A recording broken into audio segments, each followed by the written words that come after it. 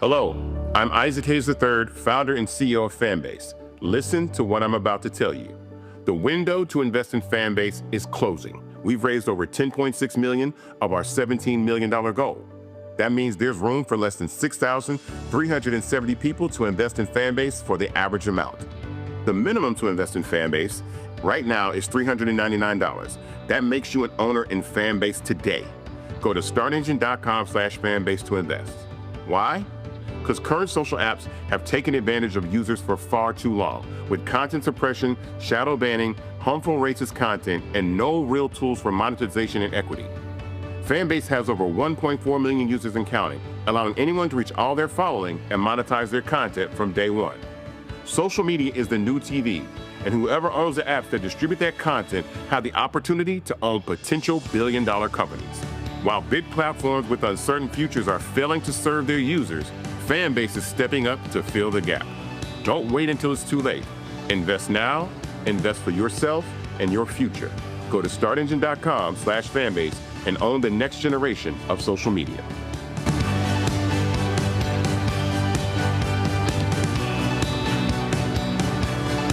Folks, Black Star Network is here. Hold no punches. I'm real revolutionary right now. Support this man, Black Media. He makes sure that our stories are told.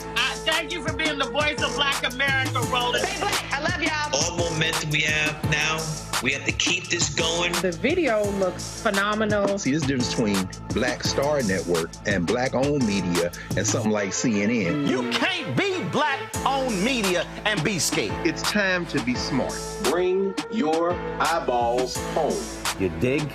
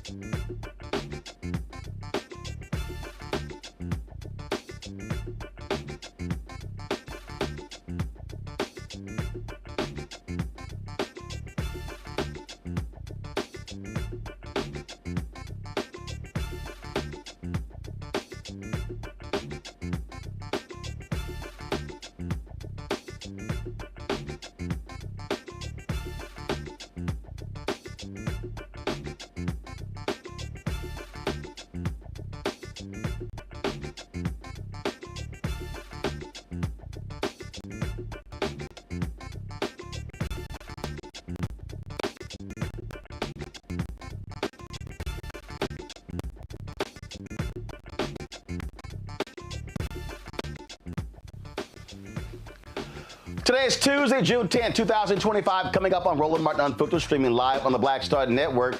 It's going to cost $134 million to send the military to Los Angeles to deal with the unrest there. It shows you how literally stupid this idea is.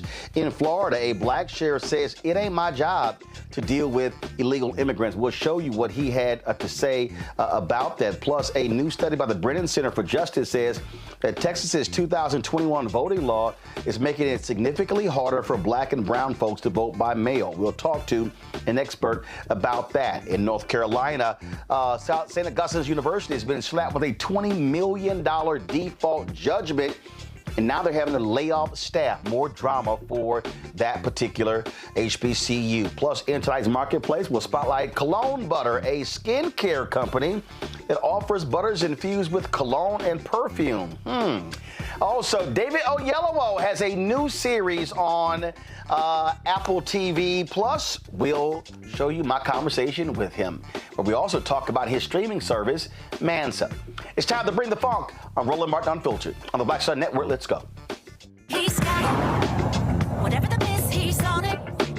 Whatever it is, he's got the scoop, the fact, the find. And when it breaks, he's right on time, and it's rolling. Best believe he's knowing. Putting it down from sports to news to politics. With entertainment just for kicks, he's rolling. It's on go, roll, y'all. It's Roland Martin, rolling with Roland now. He's funk, he's fresh, he's real, the best, you know he's Roland Martin now.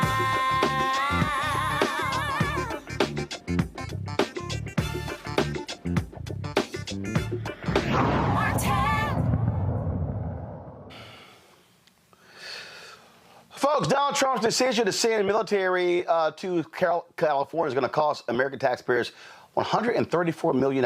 It is grossly unnecessary. It's a waste of money, but he's also spending about $100 million on his stupid parade, military parade. That's really about celebrating his birthday. It is not about celebrating 250 years of the United States Army. Now, there's a battle that continues to heat up between Governor Gavin Newsom, Attorney General Rob Bonta, and that fool sitting at 1600 Pennsylvania Avenue. First and foremost, Trump lied. He claims that he called the governor of California, couldn't get him on the phone. Nope. Newsom literally posted a screenshot of his caller ID on social media that shows that he is absolute lying. This is an unconstitutional move that he is making. Now, Governor Newsom has filed an emergency lawsuit against the Trump administration, arguing that the Trump attacks on California is a problem when it comes to states' rights. Yeah, that's real. So here is some discussion. Well, first of all, here is what this fool Pete Hegseth, of course, the Defense Secretary, told Congress today about this $134 million in troops now going to California. Mr. Secretary, I want to express my severe concern with the deployment of the National Guard in Los Angeles without consultation of the state of California. There have been photographs that have shown these troops sleeping on the floor and have not been provided fuel, food, or water by DOD. How long will this deployment last, and why were we unprepared to provide them basic necessities such as food and water? The commanders and troops on the field are very well prepared, sir. They responded incredibly rapidly to a deteriorating situation with equipment and capabilities. We have made sure from the top down, as a Secretary of Defense who's been in a unit holding riot shields outside the White House during the chaos of the summer of 2020. I know what it's like to be immediately deployed into a situation like that. There are moments where you make do as best you can temporarily, but we are ensuring they're housed, fed, water capabilities in real time from my office, because I care that much about the California Guard and the Marines and the men and women who are supporting our ICE agents on the ground. You should check it's with your true office. Every day, and that's a disingenuous attack that misrepresents how much we care about our troops and what they're doing to defend ICE agents. I'm not going to take the fact that we don't care about the troops. Nobody cares more about the troops at the top than this Secretary and the Chairman and our department. How long will the deployment last? We stated very publicly that it's 60 days. Because we want to ensure that those rioters, looters, and thugs on the other side assaulting our police officers know that we're not going anywhere. We're here to maintain the peace on behalf of law enforcement officers in Los Angeles, which Gavin Newsom won't do. What is the estimated cost of the deployment for the Guard and the Marines to L.A., and where's this funding coming from? Will it be coming from quality of life programs that affect our service members or our families? If you want to wait till I finish. Before I hand it to such as updates, housing and barracks. Before I hand it to Bren, the insinuation that we're pulling money from housing and barracks in order to fund this is disingenuous and incorrect. I'm just asking. Bren can give you the numbers. Absolutely. So the current estimated cost is $134 million, which is largely just TDY costs, travel, housing, food, et cetera. Oh, where's it coming from? That's the cost, but where's it coming from? Out of their O&M accounts. With the most recent deployment of the Marines, Mr. Secretary, what's the justification for using the military for civilian law enforcement purposes in L.A.? Why are you sending war fighters to cities to interact with civilians? Every American citizen deserves to live in a community that's safe, and ICE agents need to be able to do their job. They're being attacked for doing their job, which is deporting illegal criminals. That should happen in any city, Minneapolis or Los Angeles. And if they're attacked, that's lawless, and President Trump believes in law and order. So he has every authority, and he has done mobilizing National Guard or active duty troops under U.S. code to protect federal agents in their job, which is exactly what we're doing, and we're proud to do it. We're proud to do it. 10 U.S.C. of the U.S. Code 12406 as a legal basis that the President used cites 3 examples and circumstances for the Guard: invasion by a foreign nation, rebellion or dangerous rebellion against the authority of the government of the United States, or the President is unable with regular forces to execute the laws of the United States. Which authority is triggered here to justify the use? I don't know. You just read it yourself, and people can listen themselves, but it sounds like all 3 to me. If you've got millions of illegals and you don't know where they're coming from, they're waving flags from foreign countries and assaulting police officers and law enforcement officers, that's the problem. The laws of the United States?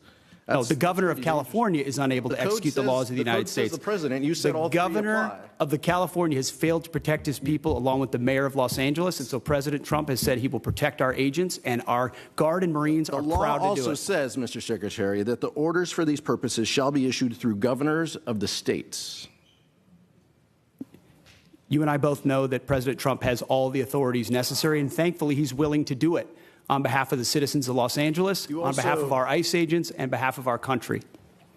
We've also pulled $1 billion for the border as well. So this just goes into the same fund, 134. What did Congressman, what's the 134 million? I was asking Ms. McDonald. Okay. 134 million goes on top of the billion that's been pulled for the border. So the funding that was pulled for this year was largely in FSRM, and in this budget we're actually looking to plus that funding back up to backfill that for our troops and for their families.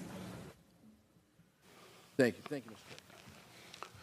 Well, you see the sheer arrogance of this idiot Pete Hegseth. Now, to understand where we are, folks in Los Angeles say that the presence of the military plus these ICE agents is making it very difficult to quell the protests that are taking there. They also say, warning that the a visible presence of federal troops is inflaming the tensions there in Los Angeles.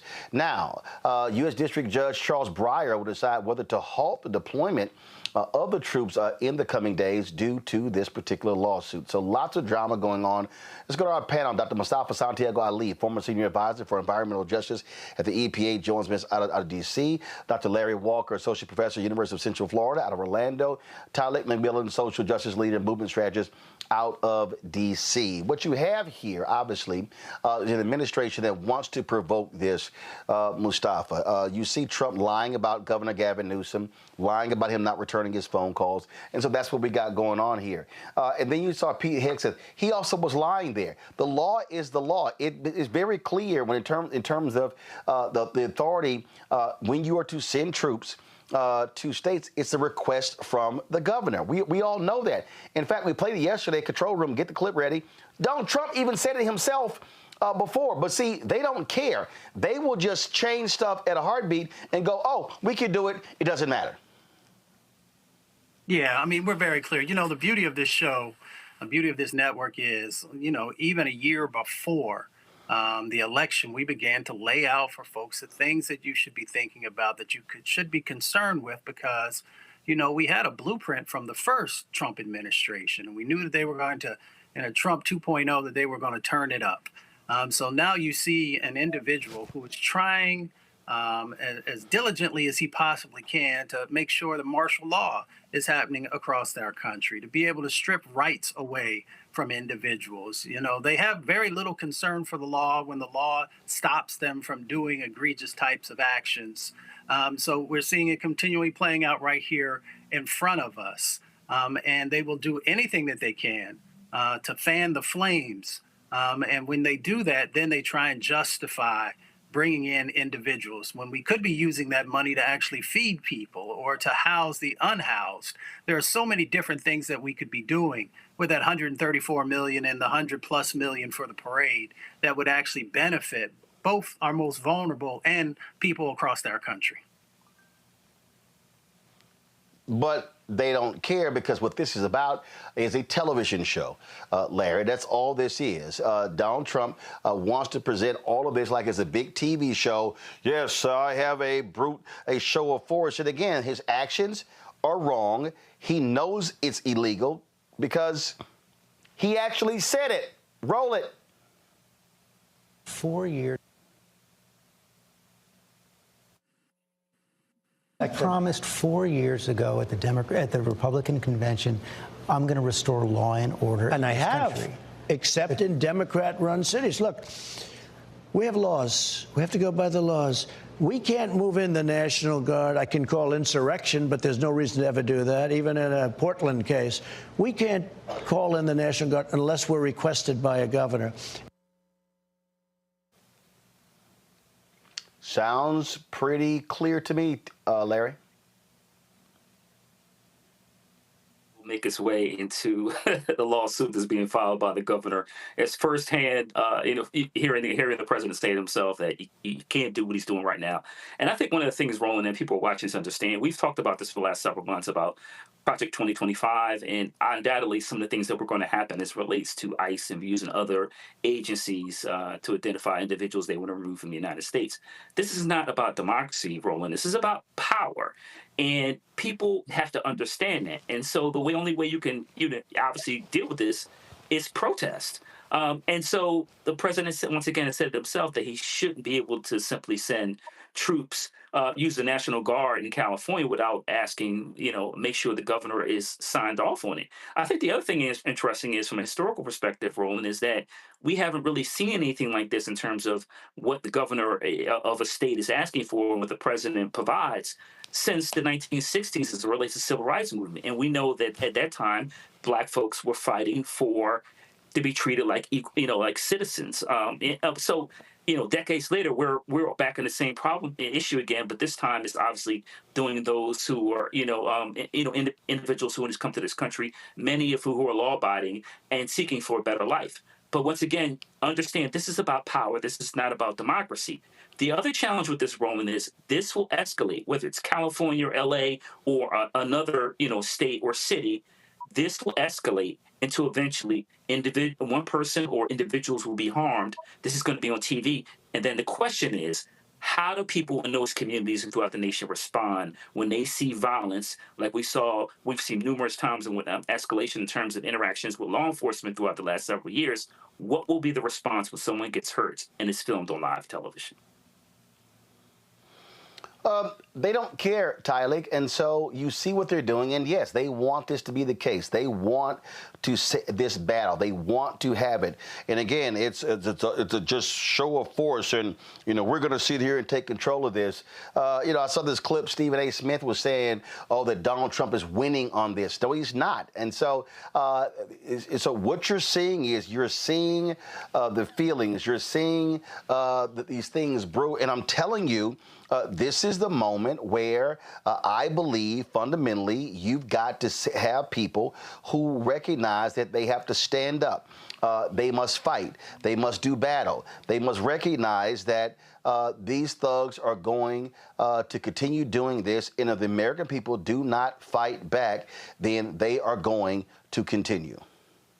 Absolutely, Roland. And I think, history tells us this, that silence in the face of tyranny is complacency. But protest, especially protest that is rooted in love, is the heartbeat of our democracy. And it's the heartbeat of who we are as people standing up to bigots and tyrants. And I think, it's a simple fact. It's a powerful demand that protesters are echoing across the world to stop criminalizing families, to stop caging our children, to stop using tax dollars to terrorize immigrant communities, because what we see here is not a mirror of strength, but it's a mirror of tyranny, and it's not law and order, but it's really lawlessness cloaked in a badge. And I want to be very clear on this, that this is just not about immigration policy. It's more about the right to dissent. It's about the right to gather, the right to raise our voices, the right to speak up, and without being brutalized or terrorized or labeled a domestic terrorist.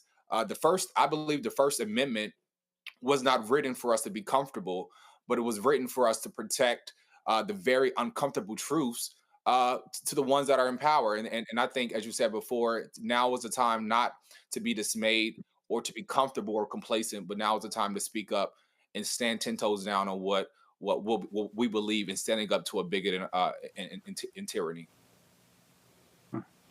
And I hope people really understand what is going on here. I'm going to read for you, Mustafa. This is a comment. This was a very interesting comment here.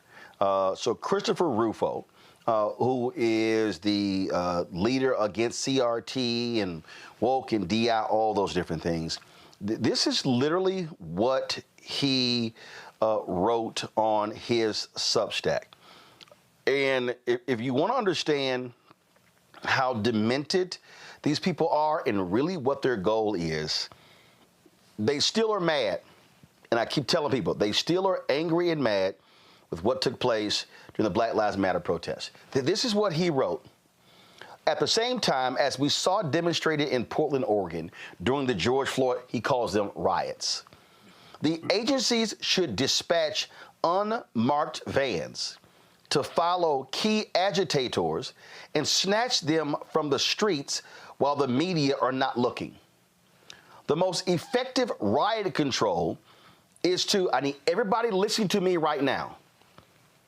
This is Christopher Rufo. Conservatives love him. Ron DeSantis loves him. The most effective riot control is to take movement leaders off the field, infiltrate their networks, disrupt the flow of funding, and roll them up in federal investigations.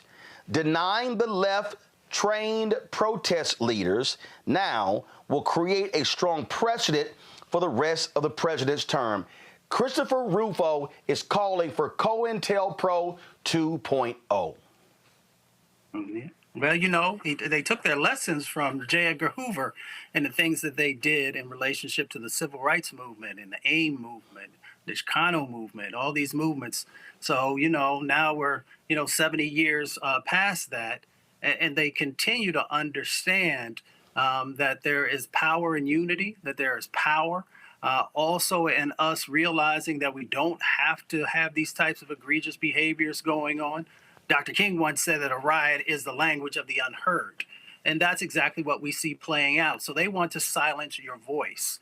They want to make sure also that, they have the power to control voting, housing, transportation, all the things that are connected to resources. They want to make sure that they can strip those away. So if individuals can't speak out and talk about the disparate impacts that are happening, then they win. Now, that's why, and I've had these conversations with brothers and sisters over the last couple of days that we have to be very conscious, right? I hear people saying, well, we don't need to get involved. And I remembered of that poem that says, first they came for the Jews, right? And that I did not speak out because I was not a Jew. And then they came for the communists and I didn't speak out because I wasn't a communist. And then they came for the trade unionists and I did not speak out because I was not a trade unionist. You can go all the way down all these types of things that we currently have going on in our country and place those in. I wasn't black, so I didn't say anything. I wasn't an LGBTQ member, so I didn't say anything. I wasn't X, Y, or Z.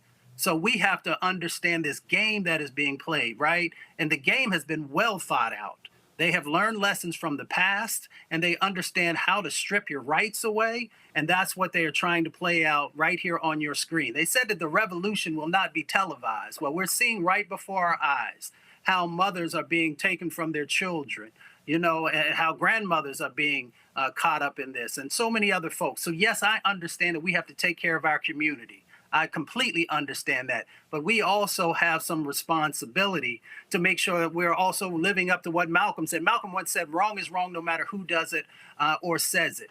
So if we remember those words, we can also make sure that we are taking care of our community and strengthening and also understanding why strategic partnerships and alliances are so important when you're dealing with fascists who are trying to pit one against the other to be able to control. Those comments right there, Larry, by Christopher Rufo, this is what the right wants to do. They despise protesters. Now, they don't mind January 6th protesters. Donald Trump complains about, these folks are attacking cops, but he had no problem pardoning those white domestic terrorists who did what they did on January 6th. And so what they're all saying is, hey, if you beat up cops for me, I will free you from prison. The rest of you who choose to protest, I'm throwing you in jail.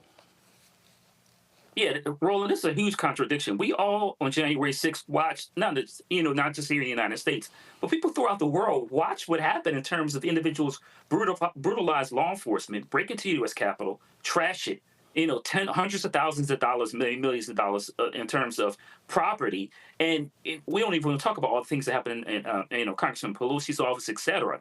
So we watched that international embarrassment. And here we are a few years later. You're right. Many of those insurrectionists have been pardoned. And we're now saying that people who are mostly peaceful protesting is inconsistent with democratic values.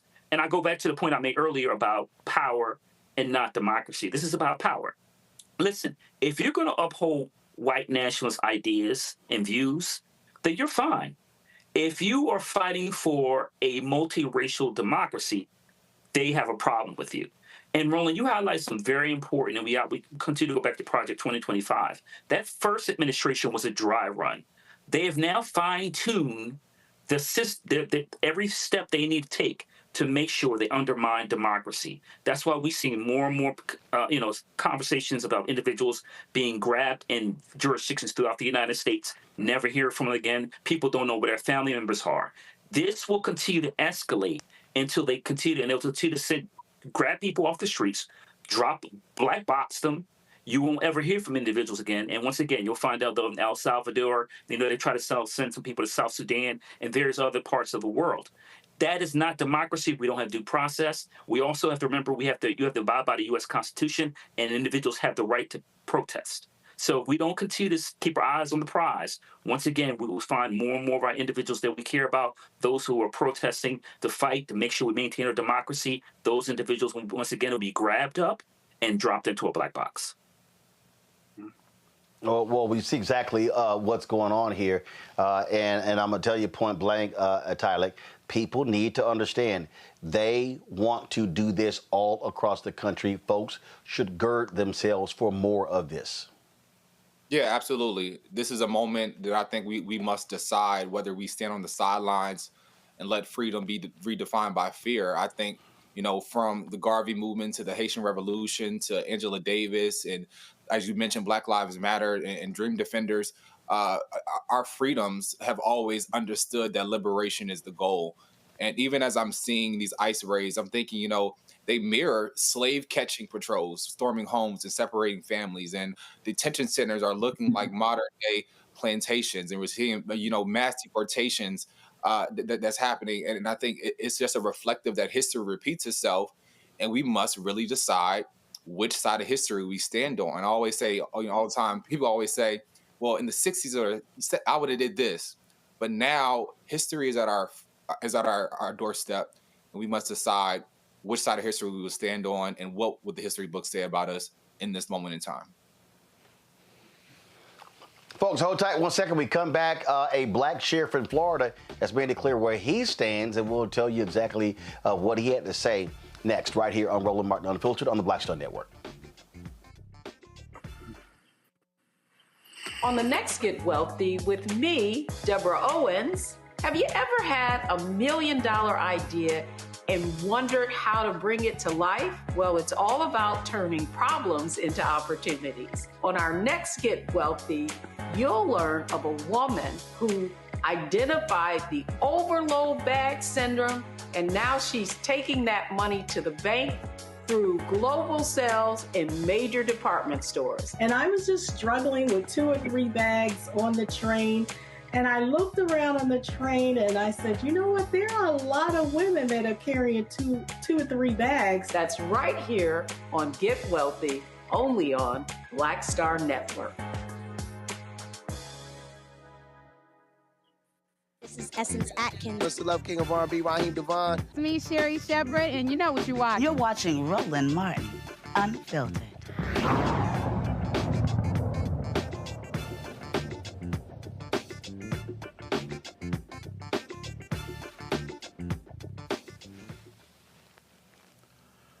A black Florida sheriff and the state attorney general are at odds on the issue of arresting immigrants. Attorney General James Oldheimer sent a letter to Broward County Sheriff Gregory Toney following the sheriff's comments about not prioritizing the arrest of immigrants during a commission meeting last week. Check this out.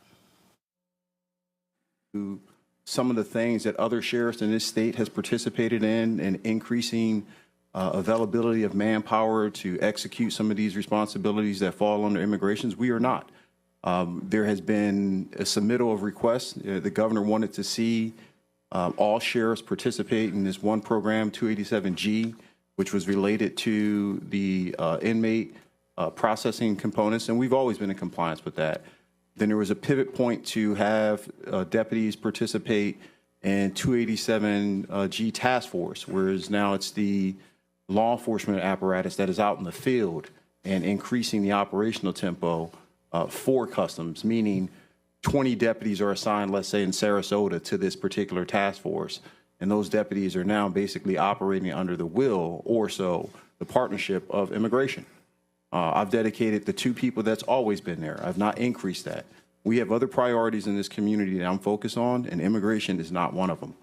Not to dismiss the importance of that, but we have had case after case just a few months ago to speak about why it's important for us as law enforcement practitioners to focus on the criminal components, not administrative components when it comes to immigration. I don't care what country you're from. If you commit a crime in this country or commit a crime in this county, I'm coming for you.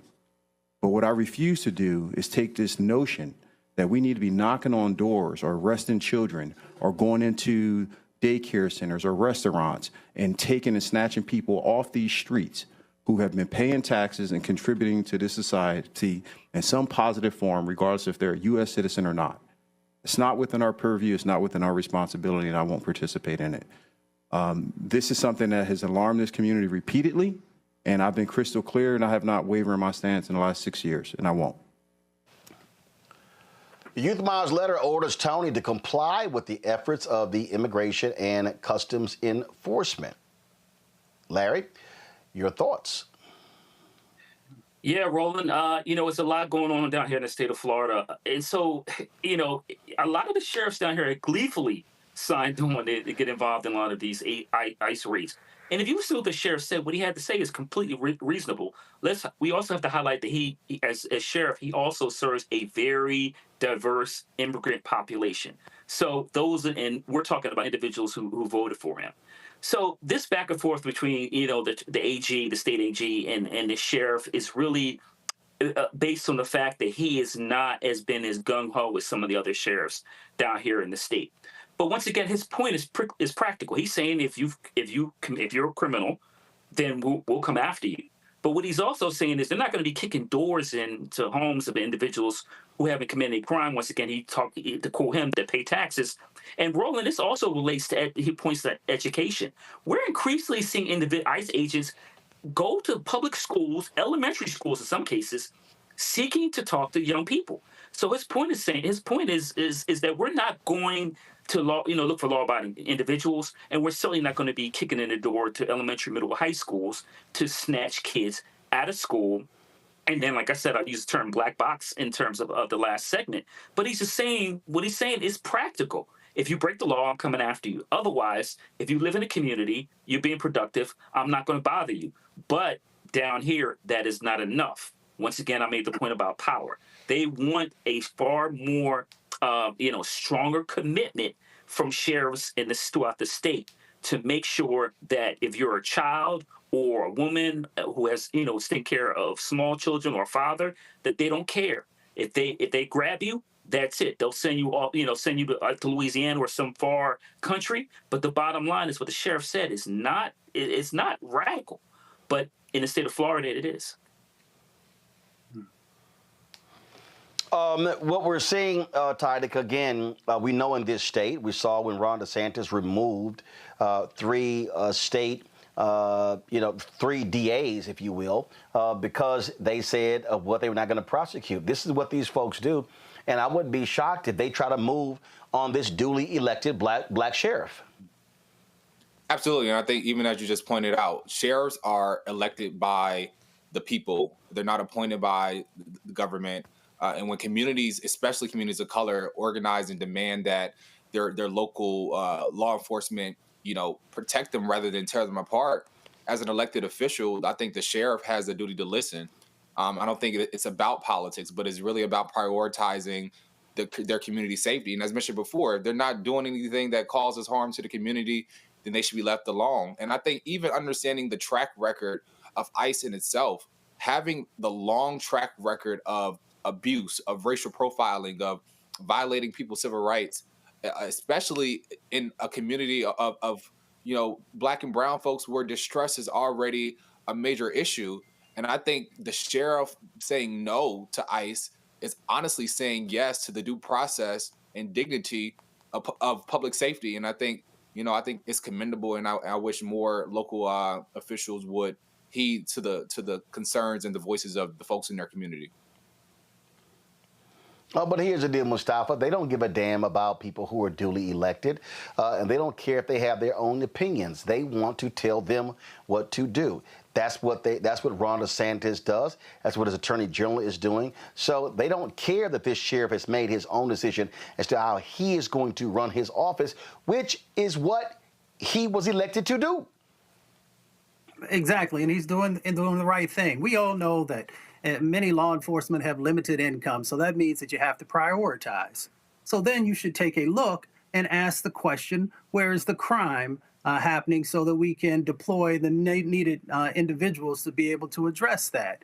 So there are numerous studies that are out there that show that folks who are undocumented do significantly less crime than those who are documented or those who are citizens here in this country. So based upon that premise, which is rooted in fact, then Ron DeSantis should be great. Should be very, very thankful that you have a sheriff who's willing to stand up and say, wherever crime is, I'm going to deal with it, but I'm not going to take resources away from the areas that I'm trying to serve and protect.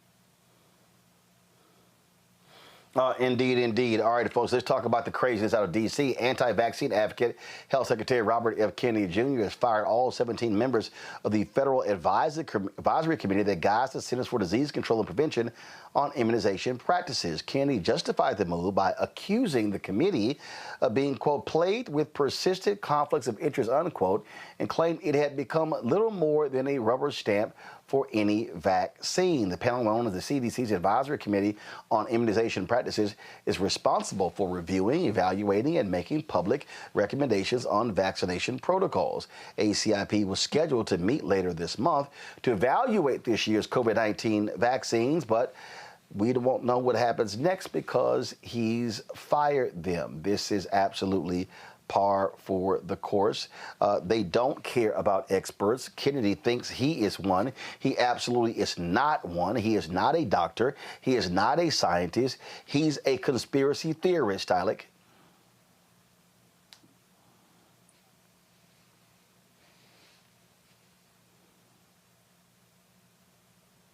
Tyler? Yeah, absolutely. I think, it's just, the fact that he fired these independent vaccine advisors, that I don't think that's public health. It's dangerous, and it's a form of authoritarianism. And I think, it's calculated, and especially amongst, a community where distrust has been in the health community. Our people really carry the scars of medical abuse from the Tuskegee to Henrietta Lacks to, just the lack of care in hospitals and hospital racism today. And I think we have every right to ask those hard questions. But what RFK is doing it isn't accountability. It's really sabotage, and it's on the backs of Black and brown folks that, while our system is flawed, it's meant to still center science, data, and public health. And what he has done is really thrown away the science. And it really puts people in a space to not trust already for a system that, we already don't trust. And so it's very dangerous. And it's our health will be at the collateral of these decisions, most drastically. Mustafa? Yeah, everything that he just said is exactly correct. This is dangerous and egregious, right? You are literally playing with the health of folks across our country. And of course, we know our most vulnerable communities are the ones that often carry the burden. So this is just another continuation of that. Now, I have helped to put together these high-level federal advisory panels before. Many of the things that were shared are just not true. When you have these advisory panels, you are going out and trying to find the very best. And you're not necessarily trying to also just bring individuals on who see the world through the prism that you look through. You want to have a very diverse group of individuals. I know the word diverse probably scares them, but in the way that they actually get down. But when you have these advisory panels, they provide that advice and recommendation, whether it is to an administrator or to a secretary, about the things that they should be considering. They write in-depth reports, and they walk through some of the most critical issues that our country is facing.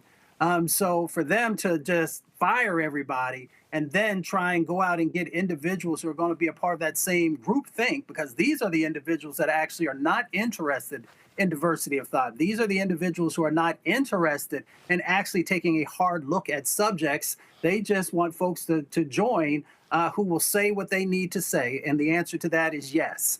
So we need to be very mindful of what is currently going on, and both the short-term and long-term impacts of not having the right individuals with medical background, as you said, with public health background, and what are the other categories that they may have who are helping to keep our country safer. Larry? Roland, when they confirmed, Kennedy to HHS, it for me, it reminded me of letting the fox in the hen house. The United States leads the world in terms of, where we talk about institutes or college universities in terms of research as it relates to public health. He's dismantling all that. And so, getting rid of this advisory committee is going to disproportionately hurt Black and brown people. And particularly, like I said, you can see this coming a mile away. We already know he's an anti-vaxxer. And on top of that, let's remind folks, we're just a few years out from a pandemic. This is not the time to have someone like this in charge of our public health apparatus, particularly, like I said, the challenges that the world has faced just a few years ago. But he's been confirmed, and now we're seeing the repercussions of that. Once again, someone who doesn't believe in science, who tries to drink, unpasteurized milk, take nosedives into polluted waters, should not be in charge of what happens in everyday lives of individuals as it relates to dealing with diseases and vaccines. And what I worry about, Roland, is, and like I said, in terms of the world we live in today, it is very easily, we've saw these measles outbreaks we've had in Texas and other places over the last couple of months. It is very easily for situations like that. Once again, what about the flu and possibly COVID? Once the winter comes around, all these things can happen and have a tremendous impact on the lives of individuals, a lot of Americans. And once again, there is no guarantee that another pandemic or something similar cannot happen during this administration's time. So having Kennedy in charge, and once again, he's trying to dismantle all the scientific knowledge that's been built over decades, is going to be challenging for this country, and it's going to contribute to problems not just for this generation, but generations ahead in the future. All right, folks, hold tight 1 second. I got to go to break. We come back more on the show. We'll talk about the drama, the troubles at St. Augustine's University. They continue to face significant financial headwinds. Also, our marketplace segment, we talk about the new product that is available on shopblackstarnetwork.com. That is next. But first, if you want to support the work that we do, join our Bring the Funk fan club. Your dollars are critically important for our success. Of course, you're watching one of the top 100 podcasts on YouTube's weekly chart. We started out 78, now moved to 67. Then, of course, guess what? Then 67. Then 78, 67, then to 46. And so we keep making the jump. If you want to support the work that we do, join our Bring the Funk fan club. Send your checking money, or if you want to use Cash App, use the Stripe QR code. Stripe QR code for Cash App, also for credit cards. If you want to send your checking money order, P.O. Box 57196, Washington, D.C., 20037 0196. Now, be sure to make it out to Roland Martin Unfiltered. Roland Martin Unfiltered. PayPal's R Martin Unfiltered. Venmo RM Unfiltered. Zelle Roland at RolandSMartin.com. Roland at RolandMartinUnfiltered.com. We'll be right back. This week on The Other Side of Change. We are here talking about the unfortunate case of 30-year-old Adriana Smith, who was diagnosed and pronounced as brain dead at 9 weeks pregnant and is being kept alive by the state to carry this pregnancy out to full term without any input from her family. It's a really harrowing example of the lack of bodily autonomy we have in a post-Roe world, and we're going to dream bigger. Join us on The Other Side of Change, only on the Black Star Network. Next on the Black Table with me, Greg Carr. An hour of living history with Dr. Richard Mariba Kelsey, thinker, builder, author, and one of the most important and impactful elders in the African American community. He reflects on his full and rich life and shares his incomparable wisdom about our past, present, and future. African genius is saying that my uncle was a genius, my brother was a genius, my neighbor was a genius. I think we ought to drill that in ourselves and move ahead rather than believing that I got it. That's next on the Black Table, here on the Black Star Network. Hey, it's John Murray, the executive producer of the new Sherry Shepherd Talk Show. This is your boy, Earthquake. And you're tuned in to Roland Martin Unfiltered.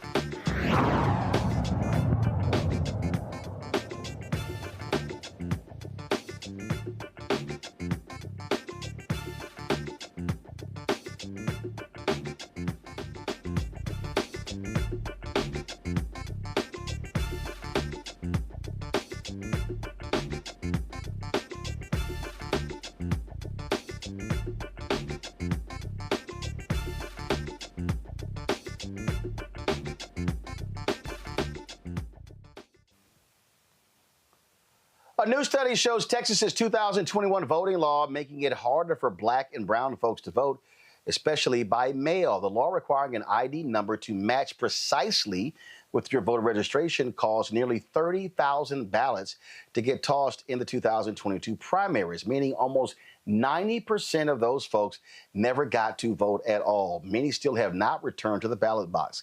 Kevin Morris is Senior Research Fellow at the Brennan Center's Democracy Program. Glad you are joining us. First and foremost, let's understand this here, Kevin. The Trump folk pulled out of the lawsuit in Texas over redistricting, saying that they basically said we didn't care that it was negatively impacting black and brown people. This is no shock here. This is the kind of stuff that Texas Republicans have been doing because Texas is a state that is 61% minority, yet 61% of the people that vote in Texas are white. Yeah, no, you're exactly right. We've seen, especially over the last 10, 12 years since the Supreme Court struck down a major part of the Voting Rights Act that used to keep some of the behavior in Texas in check. We've seen them pass a number of bills that have made it more difficult for voters of color to cast their ballots and make their voices heard, from voter ID to what we're talking about this evening, the Texas SB1 that they passed in 2021 after, of course, all of the shenanigans around the 2020 election and the big lie. And remember, when those things were passed, they were angry that Donald Trump lost. He won Texas. He won Georgia. He won Florida. But they still changed their laws because they didn't want it to be close. I mean, we don't know exactly what was going on inside the minds of the legislators, but we can look at the data, and the data makes it very clear. What's that? Actually, I think we can. Again, we saw it. They kept talking about voter fraud, voter fraud, voter fraud. The Brennan Center has studied this. Numerous others. Voter fraud is virtually non-existent. And so it made no sense at all that these red states were changing their laws, but they actually fell for the okie doke, advancing Donald Trump's lies that the election was rigged. And so therefore, they went about changing these laws to actually make it harder for votes, because Republicans have even said if they actually can contract the vote, they stand a better chance at winning. They don't want everybody voting. Republicans have literally said that. No, I think, there is definitely an anti-democratic movement happening in the United States. After the 2020 election, we saw the biggest wave of restrictive voting legislation since we've seen probably since the end of Jim Crow. I'm sorry, since the end of Reconstruction in the 1800s. So there is something going on, and we absolutely know. We know the effects of these laws is that they make it more difficult for voters of color to make their voices heard. You were talking about the maps in Texas. Some of these maps have made it more difficult for the votes that are cast to be translated into political power, because they've been racially gerrymandered and kind of locked out of political power in some places. And a number of these have been struck down by the courts. And you're exactly right. Watching the Department of Justice walk away from some of these cases that were being brought over the last few years, it's extraordinarily troubling.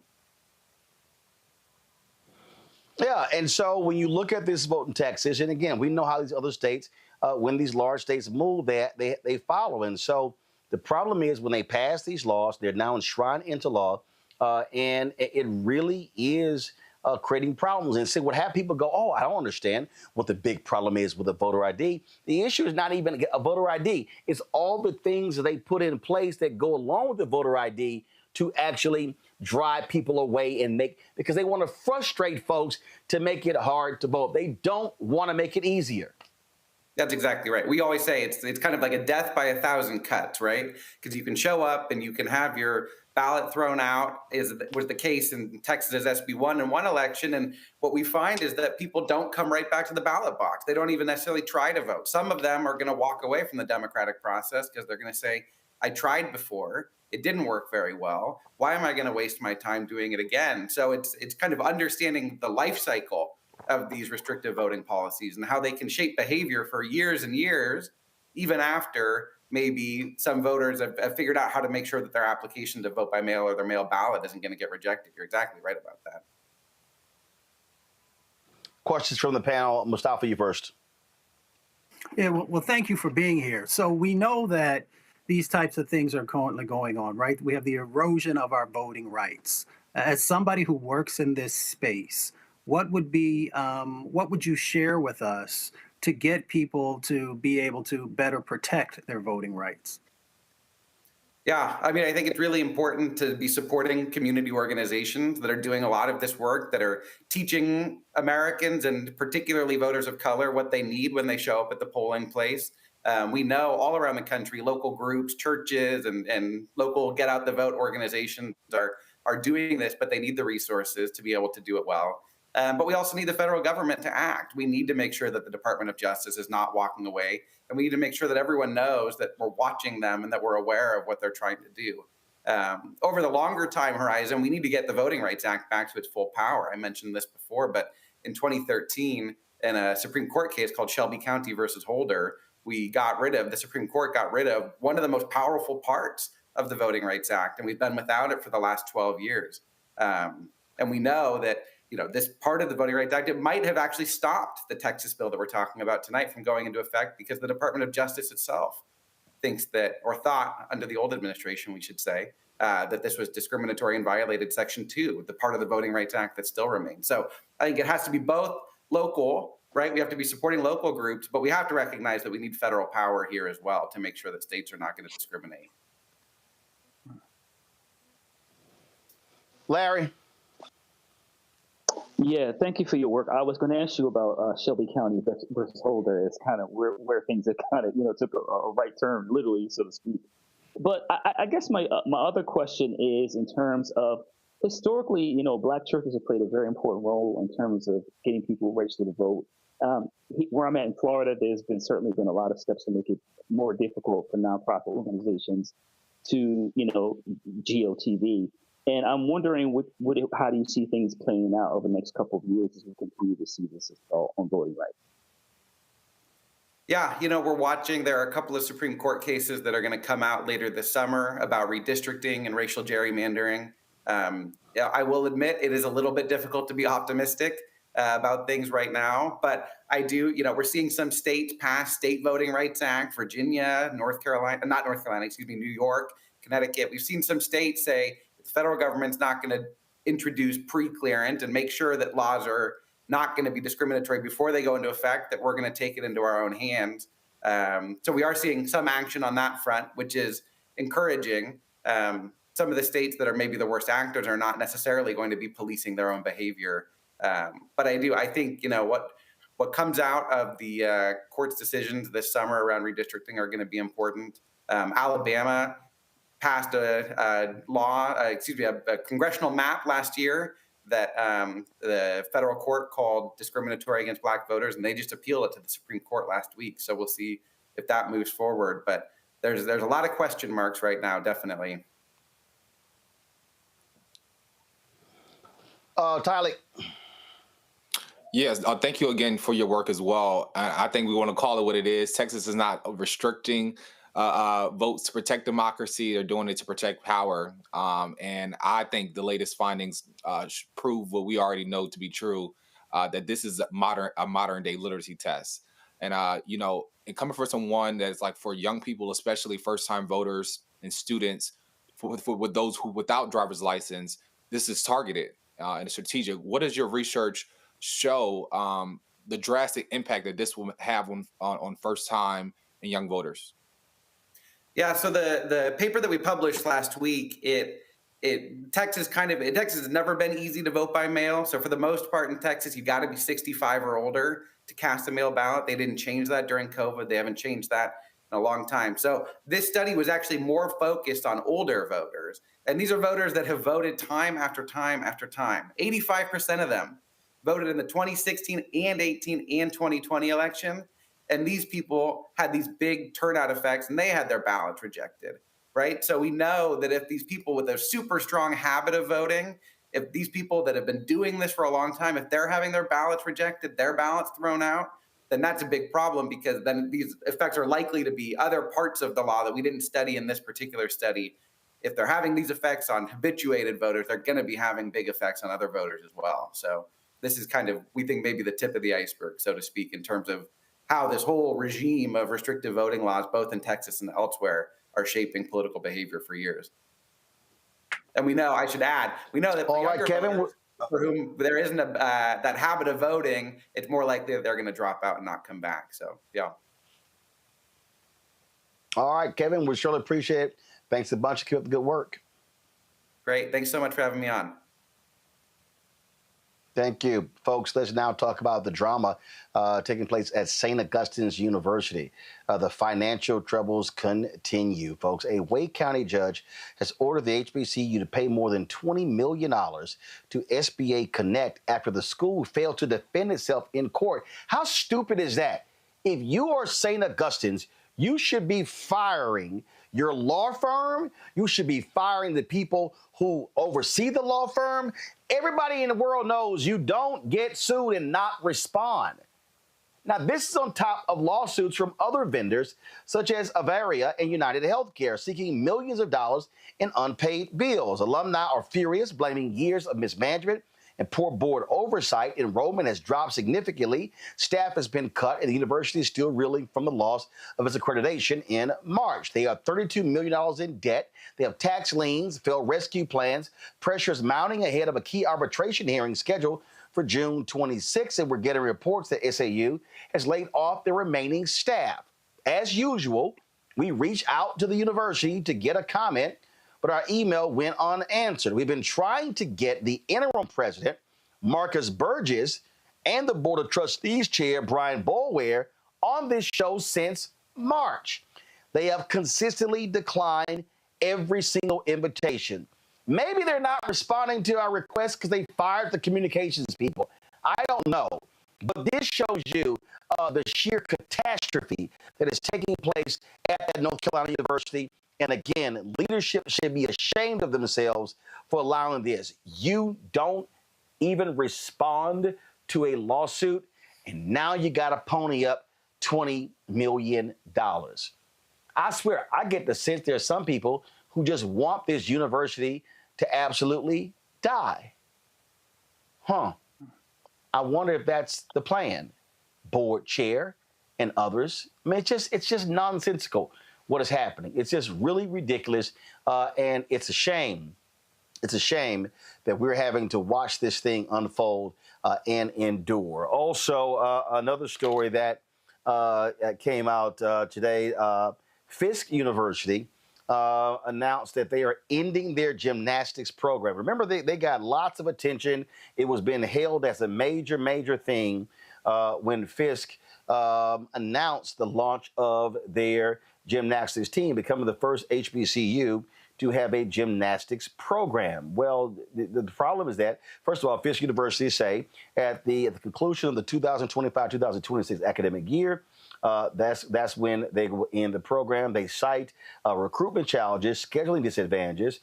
This is what the athletic director, Valencia Jordan, explained why the school was dropping the sport. Quote, the decision to halt the program comes after a comprehensive review of the gymnastics program and its alignment with the HBCU Athletic Conference. Now, the HBCU Athletic Conference is an NAIA school. Y'all, NAIA hasn't had gymnastics as a sport in, 30 plus years. Fisk Athletics competes in the HBCU AC. Currently, gymnastics is not an HBCU AC sanctioned sport, resulting in considerable challenges for the university to schedule competitions and build a robust recruiting pipeline. While we are tremendously proud of the history our gymnastics team has made in just 3 years, we look forward to focusing on our conference-affiliated teams to strengthen our impact in the HBCU Athletic Conference. Fisk is grateful for the hard work, dedication, and tenacity of its gymnasts, staff members, and coaches who made this program possible. The university is dedicated to supporting both staff and student athletes to ensure a seamless transition. Fisk's gymnastics team has forged an indelible legacy through their monumental achievements. The Fisk community is committed to celebrating the gymnastics team through the 2025-26 academic year and encourages alumni, student, staff, and community members to support the team at one of their meets prior to May 2026. Here's the thing, Larry. This just makes no sense to me. Listen, when Walter Kimbrough and our frat brother went down to Talladega, and when he was looking at all the financial mess there, one of the first things he did was drop a gymnastics program. He was like, this doesn't make any sense. Now, we know that gymnastics is not a revenue-generating sport like most sports, especially at HBCUs. But you don't just announce these things just for the hell of it. You got to have the resources to do it. And it just made no sense to me to do this if you don't have the money to do it. Yeah, I remember, when Fisk announced a few years ago that they want to start the gymnastics program, and then as you highlighted, other HBCUs follow suit. I'm really sad, to hear that they're ending the program. You're right, Roland. It takes a lot of money and resources, travel to make sure they have a place to practice, et cetera. And, I know a lot of very proud Fisk alum who are, upset about this decision. But once again, this is a resource gap that HBCUs and PWIs, that's been going on for decades. We know the Fisk is a renowned academic institution, Jubilee Singers, among other, renowned alum and historical figures. So I think it's very difficult to have a gymnastics program, once again, for a small institution. Hopefully, down the line, once they've grown a little bit more, that they can maybe bring the gymnastics program back. But this is certainly a blow. And as you say, you talk about Talladega and some other institutions who tried to start a gymnastics program. Once again, it takes considerable resources. I know that if there's an important like Title IX to make sure you have gender equity in terms of sports. But once again, it's difficult for certain sports that don't generate a great deal of revenue, particularly for small institutions, to make sure that they continue to run for years. Well, I'm sorry, Mustafa. I mean, at the end of the day, listen, there are things that you can't afford. This is one of them. Don't launch programs that you're going to have to shut down. I'm sorry. Listen, when I was talking to people at St. Augustine, you know what they told me? They said their financial issues were exacerbated when they brought the football team back. If you're St. Augustine's, you can't afford a football team, so stop it. Stop it. I mean, I hear what you're saying. First of all, thank you and congratulations to the sisters who are there with the gymnastics team. I'm a former athlete, college athlete. I had to make some decisions about what college I was going to go to, both on the academic side and the athletic side. And I looked at the sustainability of programs, to find out how long they've been there, what the resources look like, all those types of things. But it's really about, the folks who are making the decisions, whether from the president to the athletic director to all these individuals, about, are you serious about whatever program that you are starting, or the ones that you are thinking about phasing out, and what does that look like? So for me, Roland, I think the most important part is if you are going to create a program, you should have, a strategic plan over the next 5 to 10 years about how you're going to fund it, how are you going to attract the right athletes, how is it going to grow? And if you can't do that, then you probably shouldn't be entering into that space because you, as an administrator, have not done the work. And you're bringing in athletes and then their lives become disrupted because of decisions that other people have made. Yep, Tyler, that's just my whole deal. If you ain't got it, don't do it. And there's nothing wrong with that, because it's worse, I think, when you start something and now you got to shut it down and all these hopes. I mean, you didn't even complete, frankly, one class. And I just think it's so unfortunate. And again, when I was talking to Walter Kimbrough, there was a young woman who was a gymnast at Talladega. They simply could not afford it. She transferred to a major school. He said how great she was doing. And it is what it is. Sometimes you can't do everything. That's true, Roland. But I will also say, HBCUs have a long history of doing less, with just a little. For generations, and I think when we think about but you can't. No, but you can't. I mean, hold on. I know why we say that, but we've got to actually stop that. It's some shit you can't afford. I'm sorry. There's a difference between doing less with more and having nothing. I get that, but when you have a gymnastic program that nobody else in your conference has a program. So that means that you are traveling much further places. You're having to go to meets. Now your travel budget is high. Listen, we had the guy on the show who's trying to start an ice hockey team at Tennessee State. The first program. Dude said, these are facts. He said, if they're going to have to raise $5 million. Bruh, do you know what the total Tennessee State athletic budget is? Again, he said they got to raise $5 million in order to have an ice hockey team. It's $15 million for all of Tennessee State's sports programs. All. So I'm like, you're going to have an ice hockey team. You got to raise $5 million. But the total budget for all of the Tennessee State sports is $15 million. I don't see how that's happened unless you have a major benefactor who is going to personally fund that program. If you can pull that off, go right ahead. To me, if you can't, you don't start these programs. Yeah, absolutely. Go ahead. And I would definitely agree with that. And to the point where I was talking about doing less. We shouldn't accept that.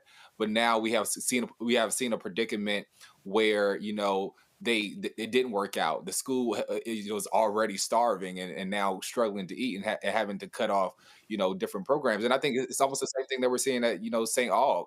You know, it was already in a predicament, and now we're stuck in a struggle. This is a movie that we have seen before, but I think it goes back to the overall, you know, arching. As a proud graduate of North Carolina A&T myself, it's a broader conversation about how our HBCUs are continue to fall in certain situations, and it's for us to build that political infrastructure that funds our schools. Yep. That doesn't abandon our schools politically, and how we must, you know, create an incubator where our endowments are matching at levels to be able to support programs for our students to be able to do gymnastics and ice hockey and all these other sports that a lot of these other schools are getting. But, you know, we just have to put ourselves in position politically, financially, to do it. No, but actually they're not, because a lot of the programs, they know what they also can and cannot afford. I'm just being straight up. It's just tomorrow. It's just sometimes you got to say, you know what? We can't afford that program, so we're not even going to launch it.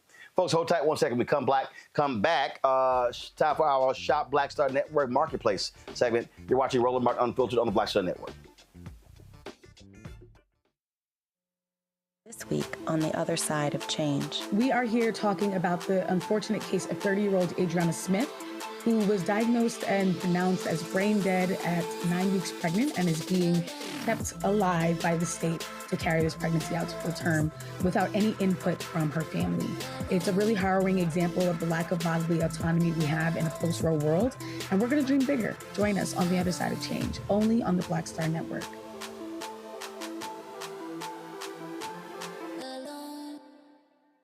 Carl Payne pretending to be Roland Martin. Holla! You ain't got to wear black and gold every damn place, okay? Ooh, I'm an alpha, yay.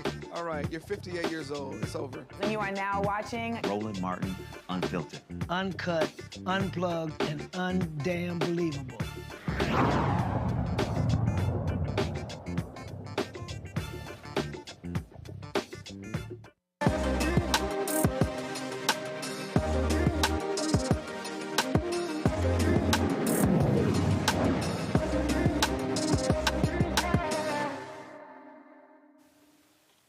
All right, folks, with Father's Day approaching, we have the perfect gift for the man who wants to take care of his skin and smell good at the same time. Cologne butter is a homemade infused body butter rich in nourishment using only wholesome organic ingredients sourced from around the world. Mike Snow is the founder. He joins us now from Cali. Mike, glad to have you here. So where did this idea originate from? Thank you. Thank you for having me. So I just love body butters. I get really ashy. So a lot of body butters on the market. You know, they smell like strawberries or mango. And I just don't want to smell like that. So I started mixing in my colognes into just no-scented body butters. And I like really peculiar, interesting, unique scents. And people always ask me, what am I wearing? So I said, let me come up with my own formulas, mix it in some body butters, and put it on the market to see if it sells. And I take it it's been selling. Yeah, so it's been about 1.5 years, and I went to Essence last year. That was like my first event for the brand, and also my first time at Essence. And I sold out pretty much the first day. And I said, I think I'm on to something. So after that, I hired a marketing firm, and everything's been going good so far. Well, I think one of the things that jumps out at me, I mean, first of all, you're right. I mean, when you're shopping mango, kiwi, it's like, y'all got anything else different? So do you use existing colognes? Huh? No. So I work with a chemist. So I tell him exactly what I want. I want cedarwood. I want ouds. I want Bulgarian rose. And then he sends me all of these samples, and then we tweak it. And then that's how I come up with my own particular scents. Gotcha. So when you're rolling these things out, did you run it by some other some frat brothers, homeboys, brothers, church members, and you were like, yo, can y'all check out my body butter products? And what was their response? Would they say, sure, Mike, we good, or bro, what's wrong with you? For sure. So my first customers, my first testers were my friends, immediate friends here in LA. And every kind of launch I do, I send it to my family. I send it to my mom and my dad. And I'm like, can you guys throw a little party, ask the cousins, ask the uncles, and get everyone's opinion. And then, I might send about 20 different samples. And then from that 20, we might roll out with like 5 or 6. I never have a real specific number of how many I want to send out. Like, I have to send out 10. It's basically just like, okay, if it's 3, then we do the 3. If it's 7, we do 7, and we just kind of go from there. Gotcha. All right, let's go questions from my panel. Let's see. Between Mustafa, Larry, and Tylik, who probably is a body butter dude. Let's see here. I think Mustafa, you may win out on this one. Okay, well, we'll unpack that at another time. But first of all, congratulations on the success of the business so far. I love to see Black businesses thrive.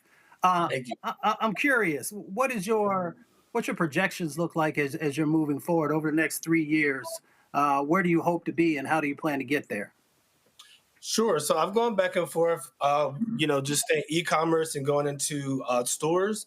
So the first, I would say 5 years, I do want to kind of stay just on e-commerce, really get a good foundation with the brand before I start looking at retailers. I just want to have a really strong foundation. And then from there, I will like to have the conversations with some big box stores because I want to grow organically. If you grow too fast, sometimes it's not a good thing.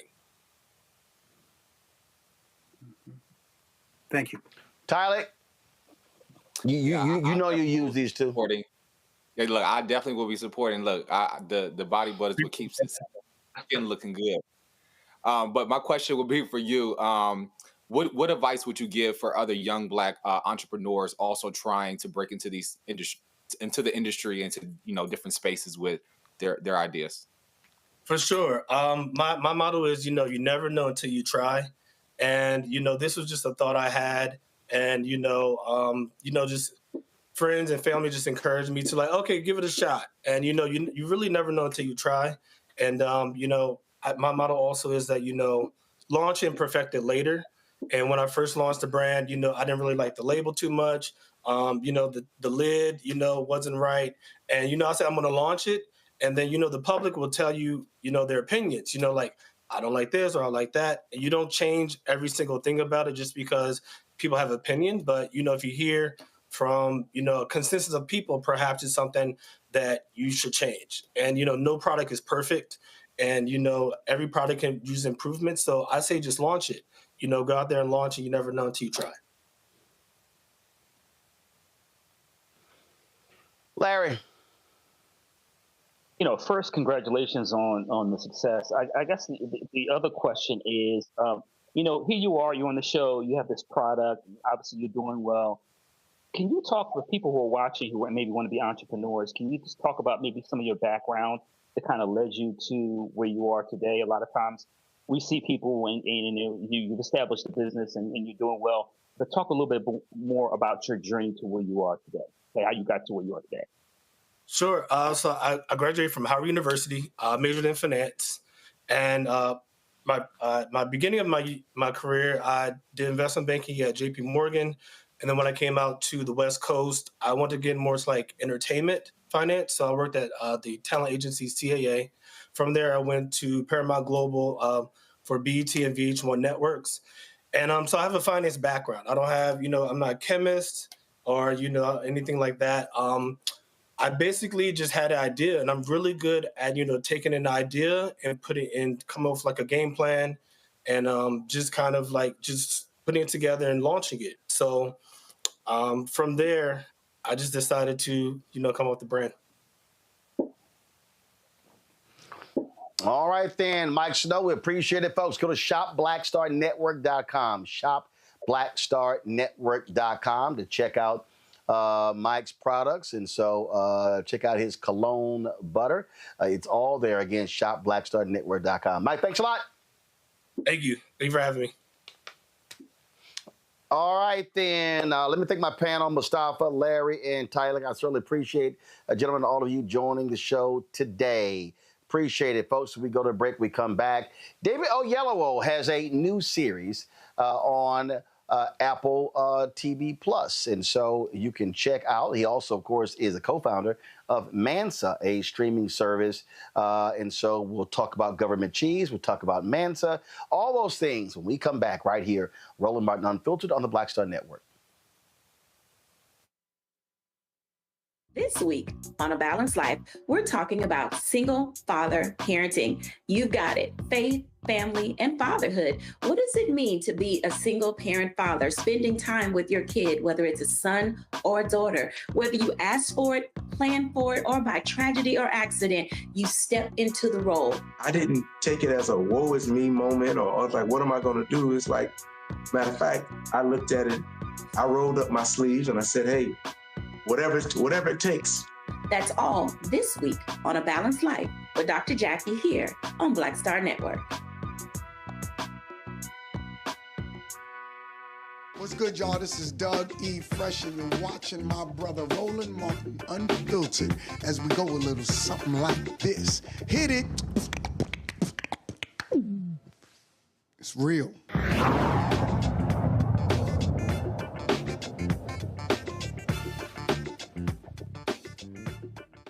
David, glad to see you. Hope all is well in your world. It is great to see you again, Roland. So I'll say from the outset, I rarely do these interviews. Now, here's why. Here's why I'm talking to you, because it's you. What happens is, all of these streaming services and movie companies, they are very good at reaching out to us to do interviews, but they rarely ever spend any money with Black-owned media. And so I always make the case, well, if my audience is good enough to market, then you should advertise. But when your folks hit me, I said I will make an exception for David. And so that's why we are doing this here, because it's you. So I make that clear because we talk about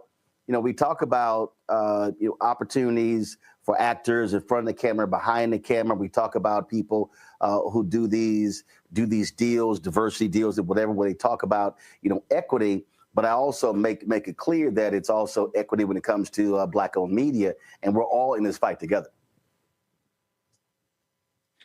That is correct. And as you know, that is a fight that we are trying to fight in a very tangible, meaningful way with our streaming platform, Mansa. Myself and Nick Parker obviously co-founded that platform. So everything you're saying resonates with me acutely. The other side of the story, though, is that so often, if we will use the phrase mainstream media, when it comes to our shows that feature us prominently, also there is a tendency not to focus on outlets that speak to our communities directly, because there's just an oversight. There is it's I guess if it's not for them, then they don't think of it as something that is for others as well. So, it's two sides of the coin. We need you, Roland, to get to our people. Yeah, and the reality is, but they don't mind those black eyeballs watching these shows. Before I talk about government cheese, you mentioned Mansa and know it very well. Talk to Nate all the time. How is that going? How has it been building that, and what is it looking like? It's going well. At the moment, as a Black-owned streaming platform, as a Black-owned media company, as a Black-owned anything, to be perfectly frank, at the moment, to still be here is a victory in and of itself, considering all the performative promises that were made to support what we're trying to build that have all not surprisingly evaporated. And as we can see that with what's happening culturally, politically, educationally, us being able to disseminate information to our communities is something that other political factions deem intimidating, dangerous, fear-inducing, and so there's real energy around cutting those cords and disenfranchising us further, in my opinion. So the fact that we are here, the fact that we are building, the fact that we are evolving, the fact that we are growing is a testament to our tenacity and the engagement of our audience. Oh, absolutely. And when you talk about creating a space of opportunity, and we also understand Black consumers are hugely important. Tubi has blown up because they targeted Black content creators because they wanted that Black audience. You can go all the way back when Fox was created. They built that on In Living Color, Rock, Black shows like that. We could talk about the CW. So because African Americans watch TV more than anybody else. But what then happens when these networks blow up, then all of a sudden Black people disappear. And so the importance of what Mansa is doing, no different than what I'm doing with my Black Star Network, is creating the space to say, no, when we are the deciders of what gets greenlit. That's the whole key there. I don't have to go ask somebody permission. Can I please do this show? I own it, so I can decide to do it myself. And that's where the power lies.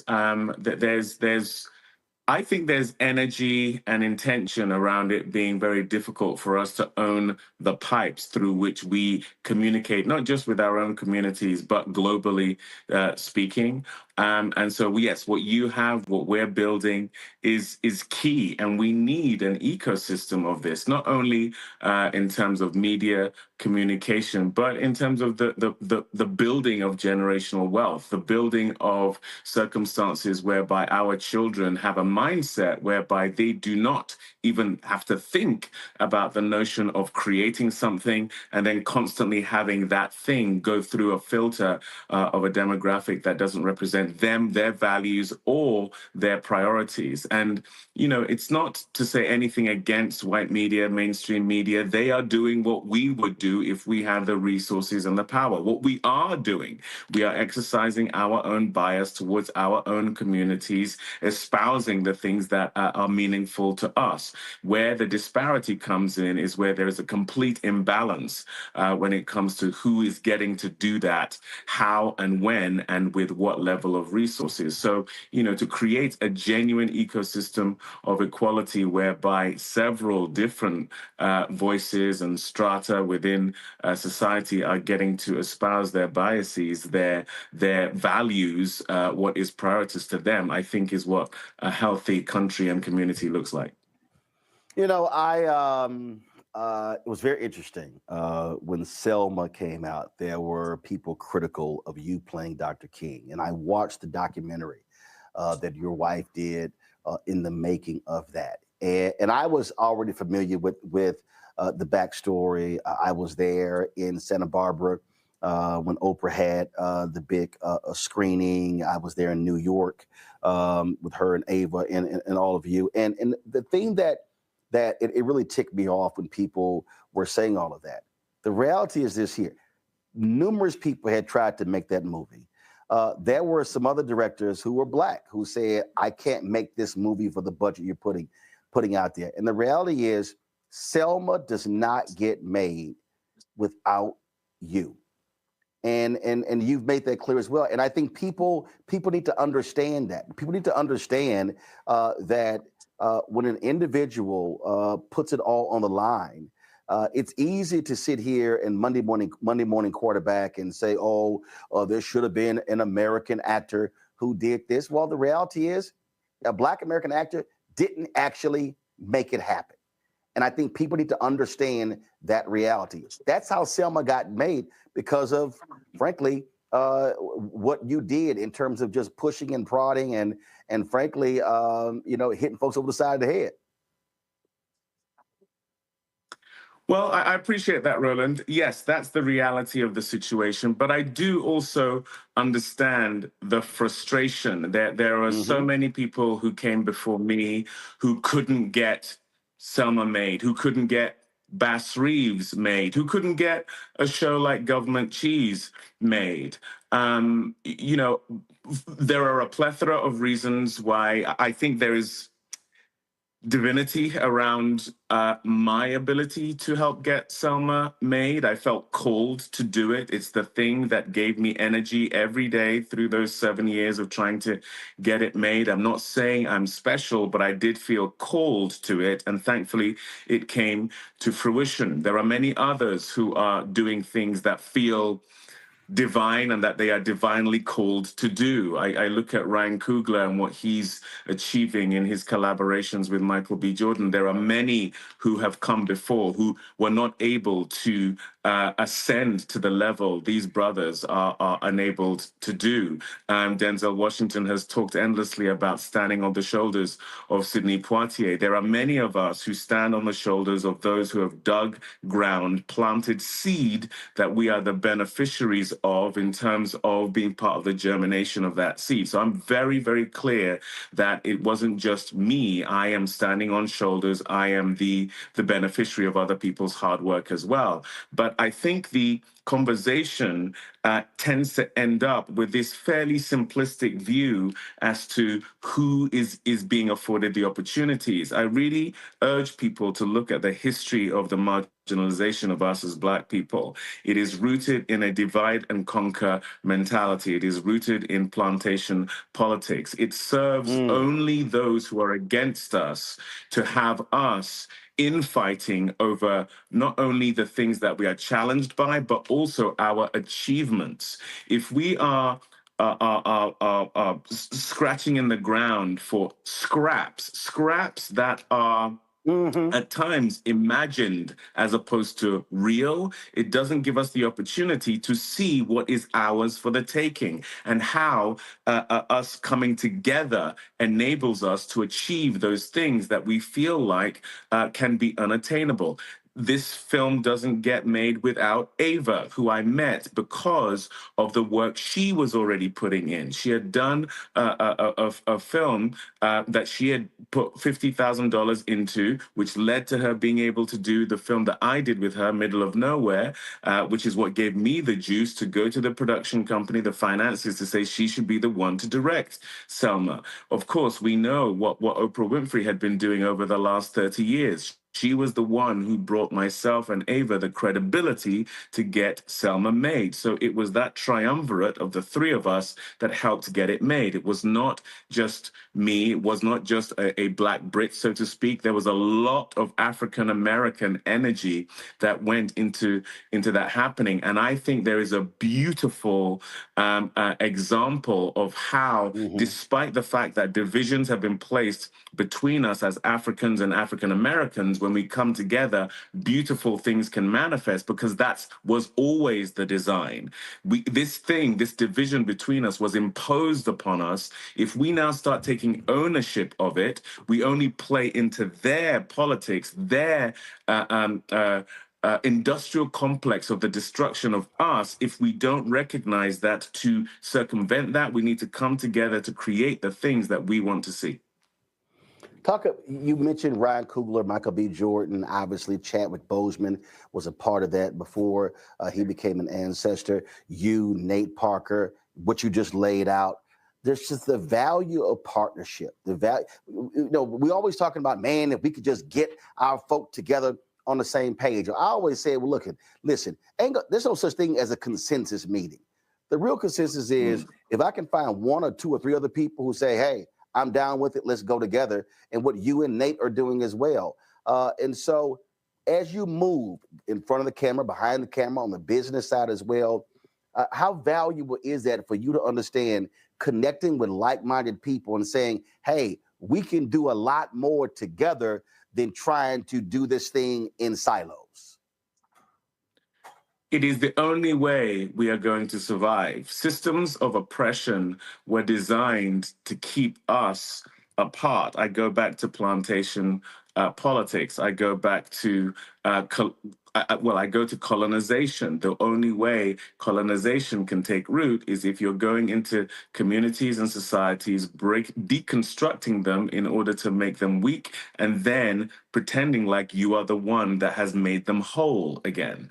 For us, you look at other communities where their dollar stays within the community long enough for them to build generational wealth. The only way that happens is they've made an intentional decision to come together and build something together. These systems of oppression have deliberately come in and created a historical, societal, communal acceptance of the fact that we are going to be crabs in a barrel. And that is just not going to work. So a lot of my energy is around bringing brothers specifically together, because I do think there's been an intentional effort to keep Black men apart. You only have to look at a time where it was literally illegal for three or more of us to be in a group on a sidewalk. There's a reason why that was deemed illegal, because they know there's power in it. So when we recognize that, coming together should be the thing that we are focused on, because,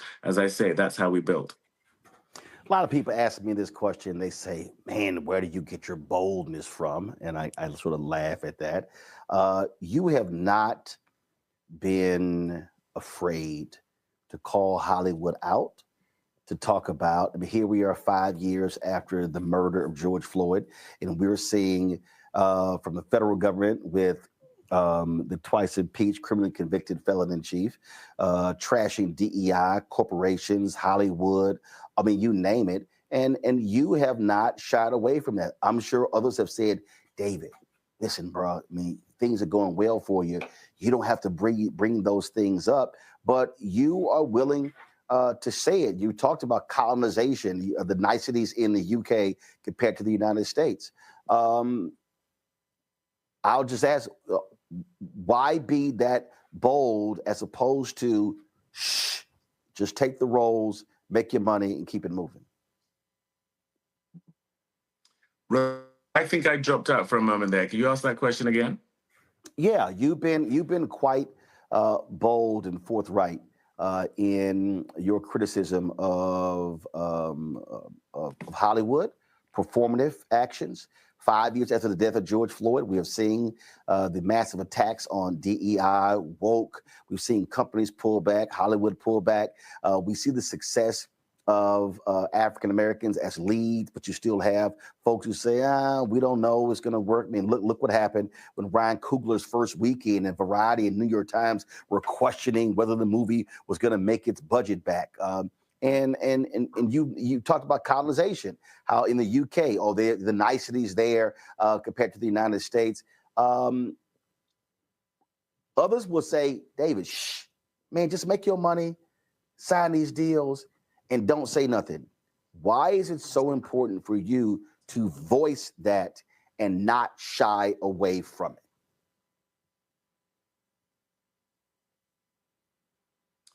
it? Can you hear me, by the way, Roland? Yes, I can hear you. We got you. Yeah. Yes. Right. Well, the reason why being quiet about these things is for me a non-issue. I don't even think about it. Is that knowledge is power, and At the end of the day, I personally try to move through the world from a place of faith rather than fear. I think faith is creative, it is regenerative. Fear is erosive and crippling. I have found that has personally stood me in good stead. It's also one of the drivers for systems of oppression. The very thing they try to engender in us is fear. Fear of the loss of life, fear of the loss of being able to feed your family, fear in every form. And I truly believe if you're not part of the solution, you're part of the problem. I don't think any of what we're talking about gets solved if you're not sharing the knowledge, especially as you gain notoriety, as you go to these rooms and see what's actually going, and you don't share that knowledge. You don't not only leave the door open for those coming behind you, but you blow the hinges of that door, and you know what? More importantly, build your own house. And none of that happens if you're operating from fear. I love the fact that you and your wife formed your own production company to call your own shots, to put together your own projects. How did Government Cheese come about? Government Cheese came about in the same way a lot of our projects happen, which is that necessity is the mother of invention. And in many ways, that's what Government Cheese is about. I became a producer not because that was an aspiration of mine. I did everything I could to get something made, came to the end of that coming to fruition and realized, oh my gosh, that was producing. Basically, you have a project you're passionate about and you do anything and everything you can to bring it to fruition. And there are so many stories that I want to tell, that my wife wants to tell. You know, she, as a white woman in a very different way, had her own challenges early on in her career when it came to the perception of what a woman is capable of doing, especially a beautiful woman, what she's relegated to doing, always being on the arm of someone or always being objectified, always being on the periphery of a narrative.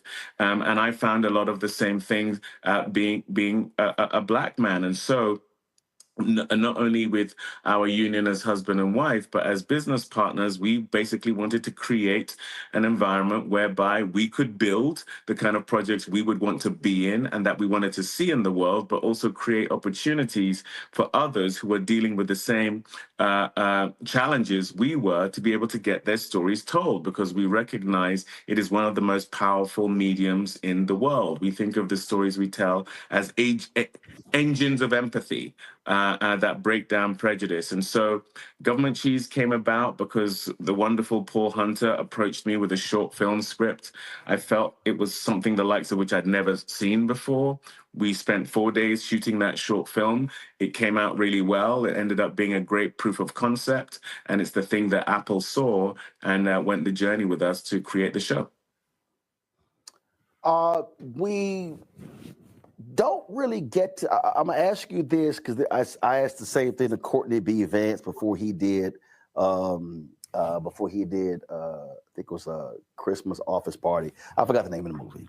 We rarely get to see you in a comedic way. It's always very serious, very stern. So was it important for you to be able to say, yo, I can actually have fun and be funny and laugh on screen too? You know, one of the things about being an actor is you can't really control the things that you're going to do that are going to pop. You know, I've done things that are on the lighter side before. I did a show called Number One Ladies Detective Agency, which has a fairly rambunctious character. I did a film called Gringo. I did a film called Role Play recently, which was also a kind of a action comedy. But like I say, you can never really control what is going to get to a Selma level notoriety for the public, or Bass Reeves, or, you know, the films I've done that have, as you say, had a more stoic character, been more dramatic in feel. So comedy has always been something I've loved to do. I've done it a fair bit on stage as well. But, as an actor, I'm just looking to find lots of different ways to challenge myself. In many ways, doing a comedy is as challenging as playing a historical figure, just in different ways. Because if you come out the gate saying you're doing comedy, you better be funny. Otherwise, people are going to really question why you call it that genre. So, but for me, the contextualization of us as Black people is something I'm very energized by. And I think that means showing us in all of our facets. So one of the things that was really interesting to me about Government Cheese was being in the 60s, where we have seen so many shows and films that depict civil rights, Black struggle. I've been in a lot of those films. But it's not through that lens. That's not the focus of what we're looking at. It's a Black family in a place that we rarely see Black people, the San Fernando Valley and here in Los Angeles. And they're a quirky family. They're a bit out there, which is something you're used to seeing in a Wes Anderson movie or a Coen Brothers movie, but not necessarily films that showcase us. And that was one of the things that was really, really attractive to me was, yes, getting to play comedy, but also just getting to see us in a unique way. Is that, again, as an actor, whether you're an actor or other areas, people like to do different things, don't want to be typecast. They want to be able to stretch, to have range. How important is that to you? I think it's essential for a long career. If you are doing the same thing over and over again, I think people are going to get tired and they're going to move on, and quite rightly so, you could argue. But also, I am really engaged with and inspired by how complicated we are as human beings. So as many at-bats as I can have of showing different sides of different kinds of people, that's what keeps me energized. That's what keeps me excited. That's why I keep going back to the theater. That's why I want to do limited series and film and audiobooks and everywhere I can go to tell stories, to be afforded opportunities to play characters the likes of which are nothing like me. Like I say, I think that's the path to a long career, but that's also how you stay energized and passionate about being an artist. Is there a particular role or a thing that you really wanted to do that you haven't done yet? Oh gosh, I still feel very in my body. So to do more action, things that allow for that side of me, which I think people David also haven't Oyelowo seen. as a superhero. Well, I actually thought Bass Reeves is a bit of a superhero, in terms of what he does. Right.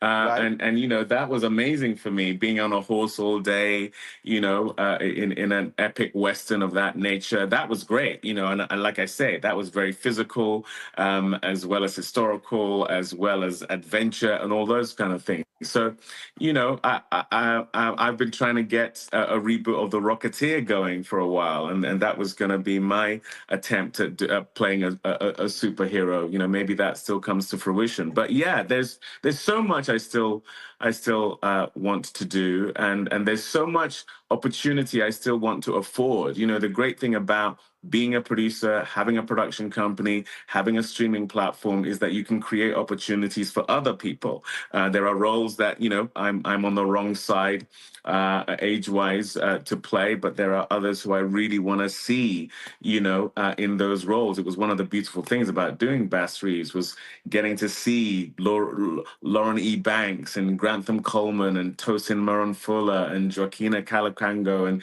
Demi Singleton and Lonnie Chavis, these younger actors, get the opportunity to do the kind of thing that just wasn't there when I was their age. I don't know that there was a show like Bass Reeves that was really focused on the Black characters, not the white characters. So that's amazing. If I get to direct The Waterman and again have Lonnie Chavis in that film, or I get to produce Don't Let Go and give Storm Reed that great opportunity she had in that in that film, those are also the opportunities I'm really looking for. I know, I mean, as you were talking about that, what immediately came to my mind, and I know Danny Glover for a long time was trying to get this made. And I think Mr. B, Harry Belafonte, and I may have had the conversation as well. I was sitting here going, David Oyelowo as Toussaint Louverture, Louverture, the Haitian Revolution. I mean, and again, it's been talked about a lot. And I remember, I forgot other people have said, man, they would love to make that. Obviously, you're talking about epic. And so that immediately jumped into my mind as you were just talking. It's so funny. I met with Danny Glover, I don't know, 15 years ago now when he was trying to get that off the ground. I don't know what's happening with it, but yes, I mean, what an incredible role, what an incredible story. That for me would be a run, don't walk situation to play a character like that. But this is what I mean. You know, it's so frustrating that someone like Danny Glover has been spent decades trying to get that made.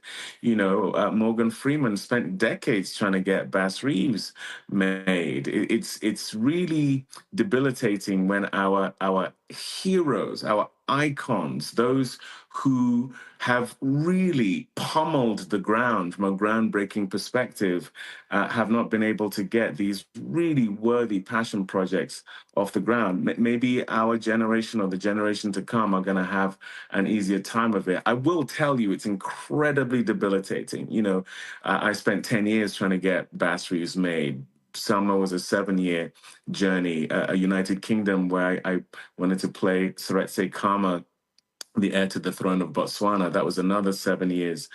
You know, it's the knockbacks, the rejection, the racism, the self-doubt, the insecurity that trying to get these things made engenders. It's erosive, you know. But like I say, you know, we're in it, and it's worth the fight. That was a great Vanity Fair number of years ago, did an article about Francis Ford Coppola. And the article was about his winery and how from the money that he made with his winery, that he was doing his own films, like in the $30 to $40 million range. He didn't have to ask anybody's opinion. He funded them himself because of what he was making. And even when I think his opus was Metropolis that came out that did not do well. And he sold a portion of his winery to get it made. But it was just a fascinating story how he had gone through so much in the industry with other people telling him, no. Having the financial freedom to make whatever movie he wanted that appeased his interest, that he funded. And he was like, yo, life is great. I mean, I thought it was just a great article as he just talked about having this other business that funded his film efforts. Yeah, and that's what I mean about the need for us having generational wealth, is to have that ability. You know, I've been a beneficiary of that very thing. George Lucas funded the film Red Tails, where I met Nate Parker, with his own money. That was $50 million of George's own money. All seven studios told him, no, there are no white heroes. And he said, the heroes are the black guys.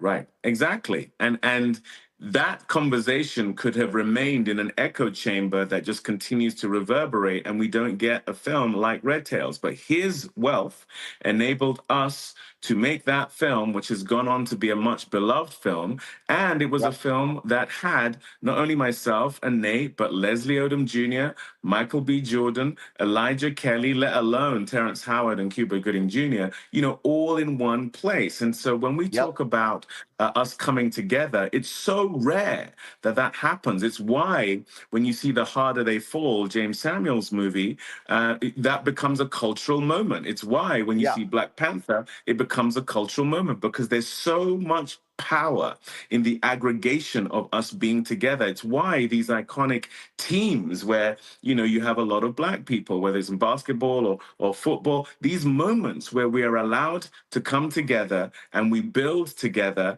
what comes out of it is magnificent. It is the culture. It literally drives culture because there is such power in our unification, which is why there is such energy in keeping us apart. And so to have the ability that Francis Ford Coppola has or George had that we became beneficiaries of is absolutely crucial. And that's the thing we don't yet have. And I remember George saying, for that moment, he understood what it felt like to be a Black director and to have white studio execs literally say no because the heroes in the movie were Black and the evil folks in the movie were white and they didn't want to touch it. It was that I mean, I'll never forget talking to him or covering an event at the Congressional Black Caucus where he spoke about that. Not only was it studios rejecting it, the studio that he essentially helped build with Star Wars, that studio doesn't exist without the billions of dollars that his idea, which was also doubted, by the way, when it was first coming to fruition. That same studio was the one that wouldn't support the guy who had essentially fed them for a long time. So it just goes to show how insidious, how intentional, and how challenging that circumstance is. If George Lucas is having that issue, you can only imagine what it's like when you don't have those resources and that notoriety. A couple of more questions. One, the streaming services, has that, now granted, we've seen a significant cutback from about 2 or 3 years ago when it was just billions being spent on content, but has the streaming services, but also the internet, you take with Manza, you take with YouTube, you take all of this, do you believe that's really, really, really blown the hinges off the doors for content creators to be able to get their vision to the public because you don't have the same gatekeepers as you used to? I can see a very clear uptick in my own career tied to the rise of streaming. And I think that's to do with the fact that streaming came along and gave us raw data, whereas beforehand it was anecdotal. It was a handful of people who had green light power. It became a self-fulfilling prophecy in terms of the decisions they made because they would support the decision they made with marketing dollars, and they would create stars that were younger, better looking versions of themselves in order to perpetuate this sort of supremacist mindset that I truly think is at the center of what was driving the business back then. This raw data component is something that cannot be denied. It's the only way a show like Squid Game becomes a huge hit on Netflix. There's no way that they are greenlighting a foreign language film of that nature with the notion that it's going to be a worldwide hit. I don't think we get Bass Reeves made as a movie back in the day, but streaming comes along and you have Taylor Sheridan who has all this success with Yellowstone and then 1883. So you have a path to success. It's indicative that people are watching a genre that Hollywood had decided was dead, the Western.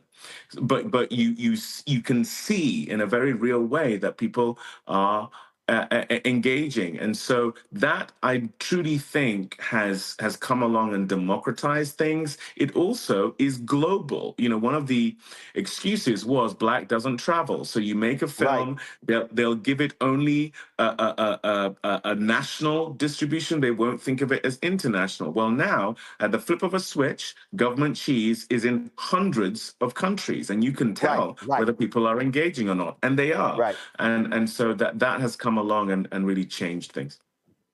Last question for you. when someone sits down, grabs the remote, and they watch 10 episodes of Government Cheese, what do you want them to come away with? What do you want them to feel? Well, I really hope they'll see themselves in it, because it's a quirky family.